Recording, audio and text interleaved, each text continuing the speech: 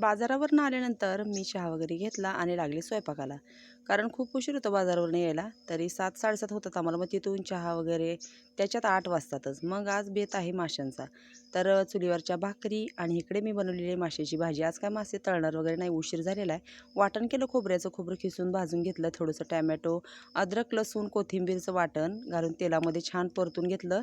घरचा इसूर घातला आणि त्यात जे मासे आणलेले होते ते छान ह्यांनी काय केलं होतं धुवून त्याला हळद मीठ लावून ठेवलं होतं, ते त्याच्यात घातलं आणि पाणी घातलं आणि रस्सा आपला तयार झालेला आहे. तर आता इकडे मी भाकरी बनवते आणि तिकडे बनवलेला आहे माशांचा रस्सा. आमच्याकडे ना मंगळवार आणि बुधवार 2 दिवस नॉनव्हेज असतं, कारण आमच्या गणेशला ना नॉनव्हेज खूप आवडतं. येताना ना मी शेपूची भाजी आणली होती.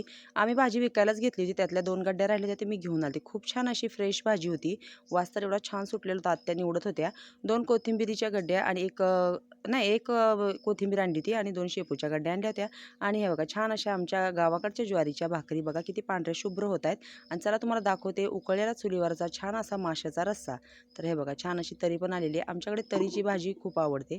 घरच्या इसराची भाजी आमच्या होतीच तरीची खूप छान. मी वरून काय केलेलं आहे, थोडीशी कोथिंबीर टाकलेली आहे. तर गणेशला तर कोथिंबीर आवडत नाही, आता ओरडत बसणार आहे मला म्हणेन कोथिंबीर आणलेली सगळी काही भाजीतच घातली का. तर या सगळ्यांनी छान असं जेवण करायला.